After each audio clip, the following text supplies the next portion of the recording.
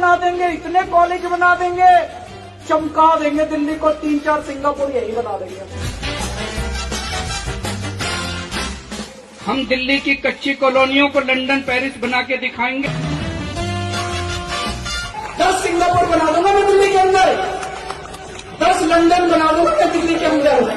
नमस्कार दोस्तों, आप देख रहे हैं नमो भारत न्यूज। मैं हूं त्रिशु शुक्ला। दोस्तों, दिल्ली के मुख्यमंत्री अरविंद केजरीवाल ने एक ट्वीट के जरिए सिंगापुर में पाए गए एक स्ट्रेन को लेकर केंद्र सरकार को चेताया था, लेकिन अरविंद केजरीवाल के इस ट्वीट की वजह से भारत सरकार को सिंगापुर को सफाई देनी पड़ी थी। विदेश मंत्रालय को यहां तक कहना पड़ गया था कि दिल्ली के मुख्यमंत्री भारत का पक्ष नहीं रख सकते। इस बवाल के बाद आलोचनाएं झेल रहे केजरीवाल का बचाव करने के लिए डिप्टी सीएम मनीष सिसोदिया ने कमान संभालते हुए केंद्र सरकार को बच्चों की जान के ऊपर सिंगापुर की चिंता करने की बात कह दी थी। यहां बताना जरूरी है कि इंडिया टुडे की एक रिपोर्ट में कहा गया था कि कोरोना की दूसरी लहर से जूझ रहे देश को सबसे पहली मदद 25 अप्रैल को सिंगापुर की ओर से ही मिली थी, जिसमें ऑक्सीजन जनरेटर्स, कंसंट्रेटर्स और वेंटिलेटर शामिल थे। इस स्थिति में सवाल उठाना लाजमी है कि आखिर केजरीवाल आरोप लगाकर भागने की राजनीति आखिर कब तक करेंगे। ब्लेम गेम हर जगह फिट होने वाला कोई फॉर्मूला नहीं है। ब्लेम गेम के मामले में अरविंद केजरीवाल जैसा उदाहरण पूरे देश में कोई दूसरा ढूंढने पर भी नहीं मिलता है। कोरोना महामारी की दूसरी लहर के बीच अरविंद केजरीवाल ने ऑक्सीजन से लेकर वैक्सीन तक हर मुद्दे पर केंद्र सरकार पर आरोपों की बौछार कर दी थी। वहीं केंद्र सरकार द्वारा पीएम केयर्स फंड के 8 ऑक्सीजन प्लांट लगाने में नाकाम रहने के सवाल पर केजरीवाल और उनकी पार्टी ने चुप्पी साध ली थी। ऑक्सीजन मामले पर दिल्ली हाईकोर्ट ने केजरीवाल सरकार को जमकर फटकार लगाई थी। दिल्ली में कोरोना की दूसरी लहर ने जो कहर ढाया है वो लोगों के सामने है, लेकिन इस दौरान भी केजरीवाल की प्राथमिकता में लोगों की जान से ज्यादा केंद्र सरकार पर आरोप लगाना ही रहा था। और वापस से केजरीवाल ने इसी प्रकार का एक आरोप प्रत्यारोप का सिलसिला फिर से शुरू कर दिया है। 22 मई को दिल्ली में कोरोना के कम हुए मामलों पर जनता को बधाई देने वाले केजरीवाल ने अब दिल्ली के अंदर 18+ लोगों के लिए वैक्सीनेशन की प्रक्रिया ही बंद कर दी है और उन्होंने वैक्सीन की कमी को इसका कारण बताया है और वो फिर से इसमें केंद्र को घसीटे बिना नहीं रह पाए। केजरीवाल ने कहा कि दिल्ली को हर महीने 80 लाख वैक्सीन डोज चाहिए, लेकिन मई में सिर्फ 16 लाख डोज ही मिले हैं। अब ऐसे में सवाल उठता है कि अगर दिल्ली के अंदर केंद्र को ही सारा काम करना है तो फिर दिल्ली में केजरीवाल मुख्यमंत्री हैं ही क्यों ना वो इस्तीफा दे दें, उसके बाद केंद्र सब संभाल ही लेगा।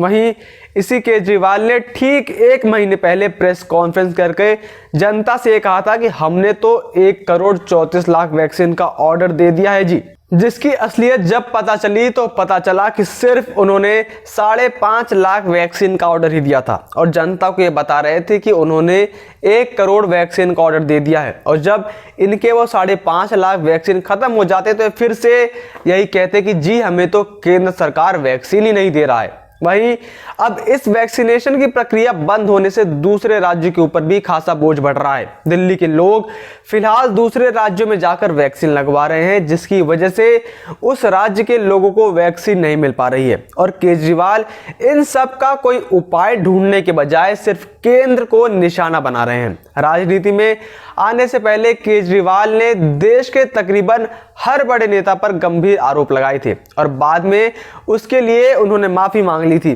केजरीवाल की आरोपों की राजनीति उनके काम आ गई और उन्हें सत्ता पर काबिज करवा गई। तब से ही केजरीवाल की आदतों में शुमार हो गया है, लेकिन ये हर जगह ब्लेम गेम हिट और फिट होने वाला फॉर्मूला नहीं है। वहीं अब केजरीवाल बच्चों के नाम पर अपना पॉलिटिकल नंबर बढ़ाने की कोशिश कर रहे हैं। भारत सरकार के वैक्सीन मैत्री कार्यक्रम को लेकर भी अरविंद केजरीवाल ने सवाल उठाए थे। भारत एक लोकतांत्रिक देश है और अरविंद केजरीवाल को सवाल उठाने के अधिकार से उन्हें कोई वंचित नहीं कर सकता है, उन्हें उसका पूरा अधिकार है। लेकिन उन्हें राजनीतिक हित साधने से पहले कम से कम इतना तो ध्यान रख ही लेना चाहिए कि उससे भारत की छवि ना बिगड़े। केजरीवाल के बचाव में उतरे मनीष सिसोदिया का कहना है कि हमें यानी कि उनकी सरकार को बच्चों की फिक्र है और केंद्र सरकार को सिंगापुर की। क्या यह कहना गलत होगा कि केजरीवाल बच्चों के नाम पर लोगों की भावनाओं से खेल रहे हैं और देश के अन्य देशों से संबंधों को भी खतरे में डाल रहे हैं? भारत में बच्चों के लिए वैक्सीन के ट्रायल चल रहे हैं। विश्व के कई देशों में भी यह ट्रायल प्रक्रिया में है। ऐसी स्थिति में केजरीवाल के बयान का बचाव कर मनीष सिसोदिया ओछी राजनीति नहीं कर रहे हैं तो और वो क्या कर रहे हैं? एक देश के तौर पर आपके मुश्किल वक्त में जब कोई दूसरा देश आपकी मदद के लिए सबसे पहले सामने आता है तो अघोषित रूप से आपके सामने कुछ लक्ष्मण रेखाएं खिंच जाती हैं। उनका तो पालन किया ही जा सकता है, वरना लोग एहसान फरामोश कहने से भी नहीं चूकते हैं। वो काम करते रहे, हम परेशान करते रहे। केजरीवाल का नारा इस समय बहुत वायरल हो रहा है। कोरोना वायरस के एक स्ट्रेन को भारतीय स्ट्रेन कहे जाने पर विश्व स्वास्थ्य संगठन ने एक लंबा चौड़ा बयान जारी करके इसका खंडन किया था। WHO की ओर से कहा गया था कि कोरोना वायरस के किसी भी स्ट्रेन को किसी देश से नहीं जोड़ा जा सकता है। मुख्यमंत्री होने के नाते अरविंद केजरीवाल से इतनी तो उम्मीद की ही जा सकती है कि वो ऐसी खबरों को लेकर सतर्क रहते होंगे। जब सिंगापुर वेरिएंट की खबर उनके सामने आ सकती है तो यह खबर भी उनके सामने से गुजरी ही होगी, लेकिन यह खबर उनके ब्लेम गेम के माफिक नहीं थी। अरविंद केजरीवाल ऐसी किसी भी बात पर ध्यान देते हुए नजर नहीं आते हैं जो उन्हें राजनीतिक लाभ ना दे सके। दिल्ली के मुख्यमंत्री और उनकी पार्टी का एक चुनावी नारा हुआ करता था जो था कि वो परेशान करते रहे, हम काम करते रहे। केजरीवाल ने कोरोना महामारी के दौरान इस नारे को पूरी तरीके से उलट के रख दिया है। इस दौरान वो काम करते कम और परेशानी बढ़ाते हुए ज़्यादा दिखाई देते हैं। जानकारी बढ़ा ले, देश की इज्जत बनी रहेगी। केजरीवाल के लिए इस समय यह सबसे बढ़िया उपाय है। दरअसल अरविंद केजरीवाल ने अपने ट्वीट में केंद्र सरकार से अपील की थी कि सिंगापुर के साथ हवाई सेवाएं तत्काल प्रभाव से रद्द हों और बच्चों के लिए भी वैक्सीन के विकल्पों पर प्राथमिकता के आधार पर काम हो। हवाई सेवाओं के बारे में केंद्रीय मंत्री हरदीप सिंह पुरी ने केजरीवाल को ट्वीट करके बताया था कि देश में मार्च 2020 से ही अंतरराष्ट्रीय उड़ानें बंद हैं। सिंगापुर के साथ एयर बबल भी नहीं है। बस कुछ वंदे भारत उड़ानों से हम वहां फंसे भारतीय लोगों को वापस लाते हैं। ये हमारे अपने ही लोग हैं।